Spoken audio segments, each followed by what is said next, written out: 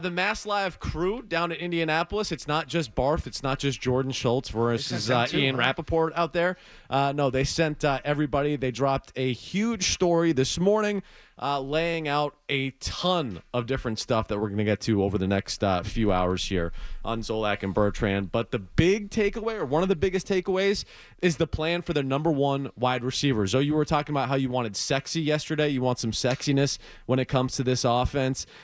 We talked about whether that's through the draft, through trade, through free agency. We had the Chad Graff report yesterday when it comes to T. Higgins. Ronnie Stanley is sexy to me, too. It's not just about receivers, but go ahead. Fat guy, huh? A fat guy that can protect quarterbacks. Sexy? Yeah. Him? Interesting. Yeah. All right. Yeah, compared to fat guy fetish over there. Compared to what we have stocked at the tackle position, I would say yes. Yeah. Dude, I called how many games last year with this team? 17.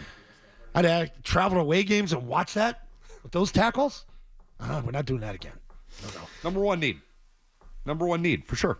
It might be bigger need than receiver, but go ahead, McCone. Both of you guys, chubby chasers, yes, huh? Yes, okay. No doubt about it. Number one need, I'm McCone. not a chubby chaser in real life, But when it comes to the offensive line, all right. Well, here's the deal. Beadle not with us today. He was on NBC Sports Boston last night with Mike Giardi. They were talking about the Chad Graff report and T. Higgins not necessarily being in the blueprint. Take a listen. They know the player has no interest in playing here, and so they are going to pretend like it would never be a priority and they want nothing to do with him. If that player made it known, maybe not publicly, but through his agent, that he would be interested in New England, you're telling me they'd say, thanks, T. Higgins, but no thanks, because we're prioritizing our lines. Yeah. Come on.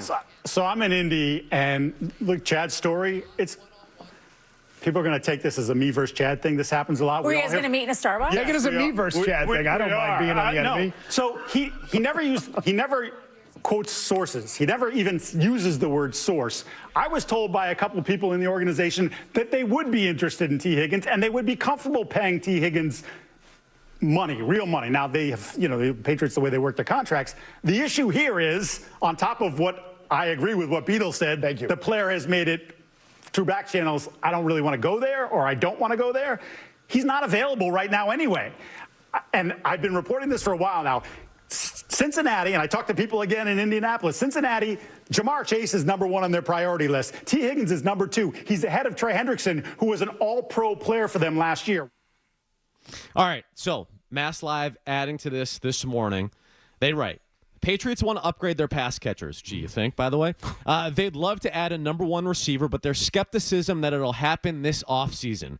In free agency, the Patriots are viewed as T. Higgins, Chris Godwin, or bust, per a source with knowledge of their thinking. That's looking like a bust at this point, with both star wideouts expected to stay with their current teams. They continue.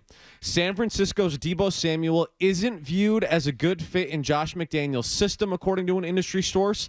And if the Seahawks wideout DK Metcalf is dealt, people around the league believe it'll be to Vegas to reunite with Pete Carroll. Makes sense. At this time, the Patriots aren't suitors for Rams veteran wide receiver Cooper Kupp in the trade market. Quote, no number one receivers are not just walking around here, Vrabel said. Let me know if they are. We'll get them. So, there you go. Higgins, Godwin, off the board. Samuel, no interest from the Patriots. DK Metcalf, potentially to Vegas. Cooper Kupp, no interest as well. Are we going to get a number one receiver this offseason, though? Maybe not. And I've stood clear on this with Higgins. I don't believe he's coming here. But my take was always I hope they would be in on him. I hope they would make the effort, showing that, we're concerned. We need to address our issues. If you're T. Higgins, what would you want to do? Make $35 million a year and play with Joe Burrow and Jamar Chase and be the number two? Hell yes. That's what he should shoot for. He should want to remain in Cincinnati. He understands the offense. He knows the quarterback wants to feed him. And when Chase is down, he gets fed even more. Chase takes coverage away from him. Chase is going to be the highest. The GM said we're going to make Jamar Chase the highest non-quarterback paid in the NFL. So he's going to get banked. He's going to make more than Jefferson. He's probably going to make 40 plus a year. So then you slot T. Higgins in at 35. T. Higgins would probably get 35 to come here. Would you rather get 35 to come here, where you don't know really much about anything, Or would you rather remain where you're comfortable and still get paid 35? The team that drafted you, the team where you want to remain and play with one of the best quarterbacks in the league, and that's Joe Burrow. Yeah, the where you're choice is comfortable. Cincinnati. Yes. Yeah. Godwin, the same to me. It's like if you like Tampa and they got Baker Mayfield and he's feeding you the rock too, and you're coming off that awful injury where you pretty much shattered your lower leg. Your house is in Tampa, your family's in Tampa. They paid you before. They're going to re-up you again. Jason Light is a good guy to deal with. Trust the process in Tampa. Remain a Tampa Buccaneer. So then you go to Cooper Kupp. They should be in on Kupp if those two fall through. That's all. So that's my takeaway from this right now. Like, look, you can make an excuse when it comes to the free agent market, and yes, I think it's valid because I think you're right, Zoe. If T. Higgins ultimately, where does he want to go? Probably back to Cincinnati with Joe Burrow, where he's number 2. I understand. Same thing with Chris Godwin. I get all that stuff. But to see that Deebo Samuel, who, by the way, I'm not like the biggest fan of, I do think there's a lot of tread on those tires, or not a lot left, I should say, when it comes to Samuel. DK Metcalf, certainly someone I have interest in, but if there's a connection there when it comes to Pete Carroll and Vegas, that certainly makes a lot of sense.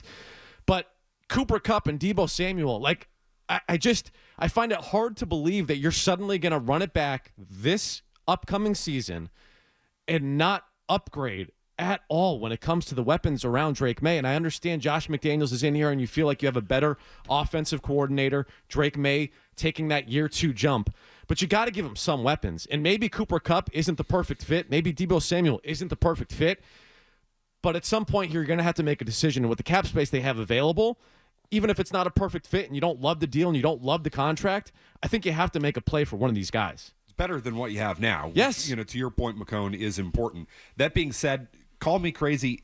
I'm actually not all that concerned right now. Zoe said, who's to say they don't get a number 1 wide receiver? I know this is the way the offseason is playing out. It looks like so far that's the buzz around Indianapolis.